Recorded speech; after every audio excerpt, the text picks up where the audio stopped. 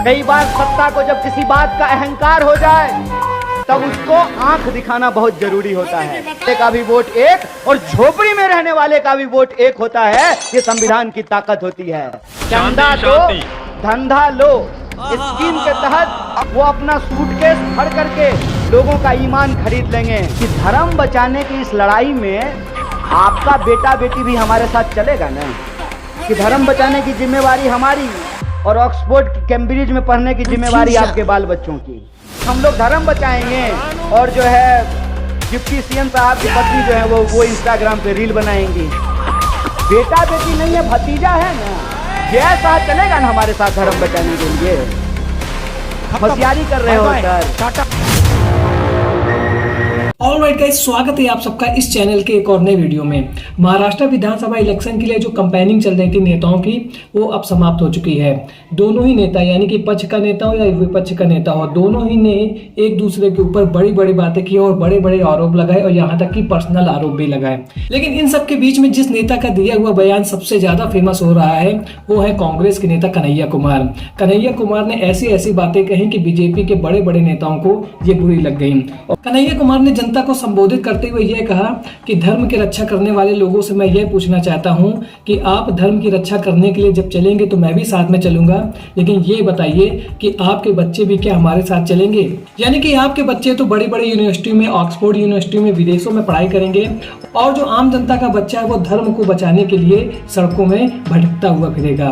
तो ऐसे ऐसे तर्क दे करके उन्होंने जम के क्लास लगाई है बीजेपी की और उनके नेताओं की। तो आज का वीडियो होने वाला है बहुत इंटरेस्टिंग। यदि वीडियो पसंद आए तो वीडियो को लाइक और चैनल को सब्सक्राइब करना ना भूलिएगा। चलिए वीडियो को शुरू करते हैं। कई बार अगर किसी नेता को यह लगने लगे कि वो नेता अपनी बदौलत है तो जनता को उसकी औकात दिखाना बहुत जरूरी हो जाता है। इसीलिए है जनता, हे मतदाता, हमारे सामने ये जिम्मेवारी है। डॉक्टर बाबा साहब भीमराव अंबेडकर ने एक संविधान लिखा और उस संविधान की ताकत क्या है? उस संविधान की ताकत यह है कि एसपी का वोट भी एक, क्या मैडम गलत बोल रहे हैं, सिपाही का वोट भी एक, मुख्यमंत्री का वोट भी एक और चपरासी का वोट भी एक, महिला का वोट भी एक और पुरुष का वोट भी एक, महल में रहने वाले का भी वोट एक और झोपड़ी में रहने वाले का भी वोट एक होता है। ये संविधान की ताकत होती है। और इस संविधान की ताकत को कुछ लोग जो सत्ता में बैठे हुए हैं वो नजरअंदाज कर देना चाहते हैं। उनको लगता है चंदा दो धंधा लो स्कीम के तहत वो अपना सूटकेस भर करके लोगों का ईमान खरीद लेंगे। साहब, आप आमदार खरीद सकते हैं, आप खासदार खरीद सकते हैं, लेकिन आप इस देश के नागरिक को नहीं खरीद सकते हैं, आप महाराष्ट्र नहीं खरीद सकते हैं। इसीलिए मैं आप सबसे ये आग्रह करने के लिए आया हूं। मुझे लगता है कि महाराष्ट्र की तरफ पूरा देश एक बदलाव की उम्मीद से देख रहा है। बोलिए, आप बदलाव चाहते हैं नहीं चाहते हैं? आप परिवर्तन चाहते हैं ना? ये जो बदलाव की उम्मीद है, उस बदलाव की उम्मीद की दीपक को, उसकी रोशनी को आगे बढ़ाने के लिए जरूरी है कि आज हमारे वक्त में जो साजिश की जा रही है उसको भी जरा गौर से समझा जाए। अभी कुछ दिन पहले मैं भाषण सुन रहा था डिप्टी सीएम साहब का। डिप्टी सीएम साहब ने कहा कि यह धर्म युद्ध है। ठीक बात है, लोकतंत्र को बचाना भी इस देश का नागरिक होने के चलते हमारा धर्म है। जिस लोकतंत्र के चलते, जिस संविधान के चलते आज मैं यहां खड़ा होकर के भाषण दे रहा हूं, उसकी रक्षा करना हमारा धर्म है। अगर यह धर्म युद्ध है और धर्म को बचाने का सवाल है, जो भी नेता आपके सामने धर्म बचाने का भाषण देता है उससे बस एक बात पूछना है, एक्सक्यूज मी सर, आप धर्म बचाना चाहते हैं? 1 मिनट आपका चाहिए, बस ये बता दीजिए कि धर्म बचाने की इस लड़ाई में आपका बेटा बेटी भी हमारे साथ चलेगा ना? समझे बात को?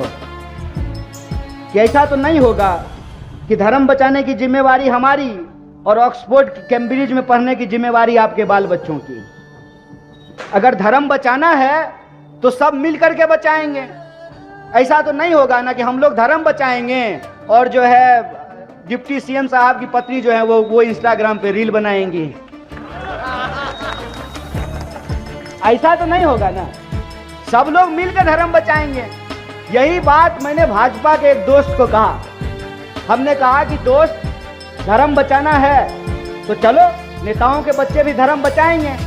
तो भाजपा का वो जो हमारा दोस्त था वो बोला, लेकिन योगी जी और मोदी जी को बेटा बेटी नहीं है।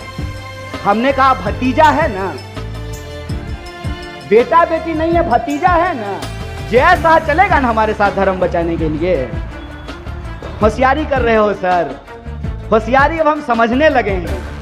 होशियारी हम इसलिए समझने लगे हैं कि डॉक्टर बाबा साहब भीमराव अंबेडकर ने कहा, ऑर्गेनाइज, एजुकेट, ऑर्गेनाइज, एजिटेट। संगठित हो, शिक्षित हो, संघर्ष करो। हमने आपका नमक खाया है, आपके टैक्स के पैसे से हमने पढ़ाई की है, आंख फोड़ करके हमने पीएचडी की है। तो अब हमको ये सियासत समझ में आती है, ये खेल समझ में आता है। यह खेल समझ में आता है कि उनका बेटा बीसीसीआई में आईपीएल में टीम बना रहा है और हमको कहता है कि ड्रीम 11 पर टीम बनाइए। बताइए, क्रिकेटर बनाने का सपना दिखा करके जुआरी बनाना शुरू कर दिया है।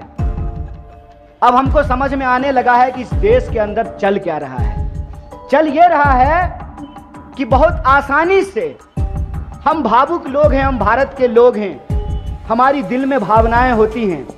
हमारी भावनाओं को भड़का करके, हमारी भावनाओं का गलत इस्तेमाल करके हमसे हमारा हक और अधिकार छीना जाता है।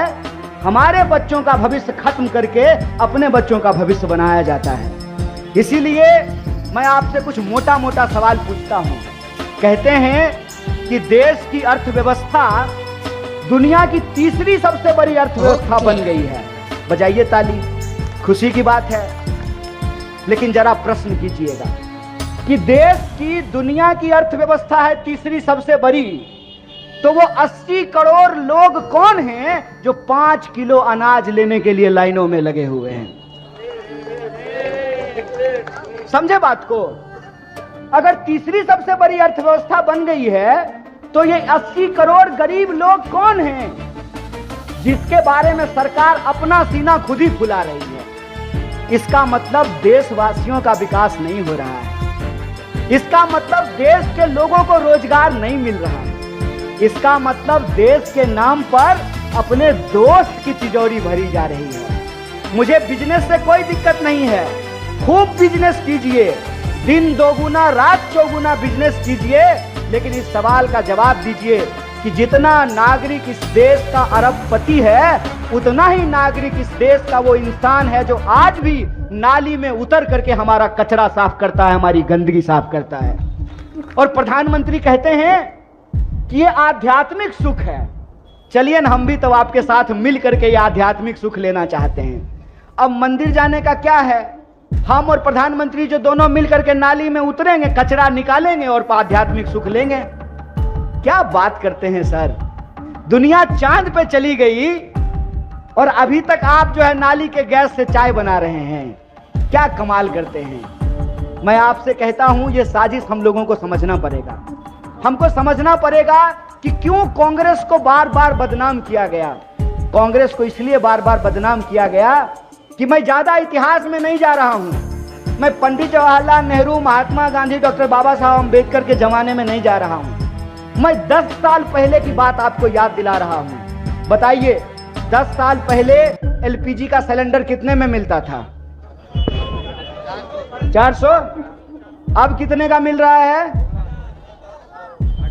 10 साल पहले पेट्रोल कितने का मिल रहा था? अब कितने का मिल रहा है? तो महंगाई बढ़ी है कि घटी है? महंगाई बढ़ गई, बेरोजगारी बढ़ गई। 45 साल में देश के इतिहास में आज तक इतनी बेरोजगारी नहीं थी। एक बार भी भाजपा के किसी भी मंत्री या नेता के मुंह से रोजगार की बात नहीं निकलती है। अपना बच्चा ऑक्सफोर्ड में पढ़ रहा है, कैम्ब्रिज में पढ़ रहा है, इंस्टाग्राम पे बहुत बढ़िया रील बना रहा है, तो हमारे बच्चों को रोजगार मिले नहीं मिले उनको क्या फर्क पड़ता है। इसीलिए आज हमारे सामने अपना आत्मसम्मान बचाने का सवाल है, अपना रोजी रोटी कपड़ा मकान बचाने का सवाल है। और जब आप 20 तारीख को वोट देने के लिए जाएं तो यह बात अपने दिमाग में रख करके जाएं। एक बार मैं प्रधानमंत्री का भाषण सुन रहा था। प्रधानमंत्री जी ने कहा कि वोट देने के लिए जाइएगा तो एलपीजी सिलेंडर को पांव छू करके जाइएगा, प्रणाम करके जाइएगा। मैं कहता हूं कि इस बार भी जब जाइएगा 20 तारीख को वोट देने के लिए तो एलपीजी सिलेंडर को भी प्रणाम कर लीजिएगा और अपना स्मार्ट मीटर को भी प्रणाम कर लीजिएगा। जरा लोगों को बेवकूफ बनाने का देखिए कितना स्मार्ट तरीका है। कह रहे हैं कि जितना रिचार्ज कीजिएगा उतनी ही बिजली जलेगी। सही बात है। तो आपको तो हमने रिचार्ज नहीं किया था कि आप 5 साल के लिए सरकार बनाएंगे, लेकिन आप जो है विधायक खरीद बेच करके अपना सरकार बना लिए और अपना सरकार बना करके हमारा बिजली बिल बढ़ा दिए, हमारा दवाई का दाम बढ़ा दिए, हमारा दाल तेल का दाम बढ़ा दिए। और किसान जो हैं वो जो पैदा कर रहे हैं उनको उनका उचित दाम नहीं दे रहे हैं। जो धान 3000 रुपए प्रति क्विंटल मिलता था, इस बार जो है 2200 रुपए प्रति क्विंटल बिका है। जो सोयाबीन 4000 रुपए प्रति क्विंटल बिक रहा था, इस बार 2700 रुपए जो है प्रति क्विंटल बिका है। तो किसान को उनके फसल का दाम नहीं मिलेगा, इस देश के नौजवानों को काम नहीं मिलेगा, महिलाओं को आत्मसम्मान नहीं मिलेगा। आप मुझे बताइए कितने शर्म की बात है। जिस महाराष्ट्र की धरती से ये नारा निकला, मुलगी सिखली प्रगति झाली, यही कहते हैं ना, मुलगी सिखली प्रगति झाली। रोज अखबार उठा करके देख लीजिए, कोई ऐसा दिन नहीं है जब महाराष्ट्र की किसी बहू बेटी के साथ किसी न किसी इलाके में कोई अत्याचार नहीं हो रहा हो, कोई अपराध नहीं हो रहा हो, जघन्य बलात्कार की घटनाएं हुई हैं। यह सब सवाल आज हमारे सामने है। इसीलिए मैं आप लोगों को सिखाने की औकात नहीं है हमारी, आपको बताने की औकात नहीं है हमारी, लेकिन जिस हिम्मत से हम लोग संघर्ष कर रहे हैं और इस देश को बेहतर बनाने का जो हमारा सपना है, हम उसमें आपका आशीर्वाद चाहते हैं, आपका साथ चाहते हैं। हम चाहते हैं कि आप पीठ ठोक करके ताली बजा करके हमारा हौसला बुलंद कीजिए। हमने इनकी जेलों को देख लिया है, हम इनके सामने झुकने वाले नहीं हैं। अपने आत्मसम्मान के लिए हम संघर्ष करेंगे, यह लड़ाई जारी रखेंगे। आज का वीडियो देखने के बाद आप एक बात तो समझ गए होंगे कि इस समय यानी कि इस समय जितने भी इलेक्शन हो रहे हैं वो जनता के मुद्दों से भटक चुके हैं। जो भी पार्टी आती है वो जनता के मुद्दों पर बात तो कम कर रही है, लेकिन हिंदू मुस्लिम और आपस में लड़ाने वाली जो राजनीति है उसके बल पर चुनाव जीतने की पूरी तैयारी की जा रही है। और जहाँ पर सरकार को अपना काम करना है वहाँ पर यदि वो विफल भी होते हैं तो उसको वो साइड लाइन कर देते हैं और केवल एक ही मुद्दे पर कटोगे तो बटोगे ऐसे नारे को लेकर के चुनाव जीतने की तैयारी की जा रही है। और आज की वीडियो में आपने देखा कि कन्हैया कुमार ने बहुत सारे मुद्दों पर बहुत ही सटीक जवाब दिए और बहुत ही सटीक बातें बताई जनता को। तो आज का वीडियो आपको कैसा लगा कमेंट सेक्शन में जरूर बताएं। मिलता हूं ऐसे एक और नए इंटरेस्टिंग वीडियो में, तब तक के लिए थैंक्स फॉर वॉचिंग।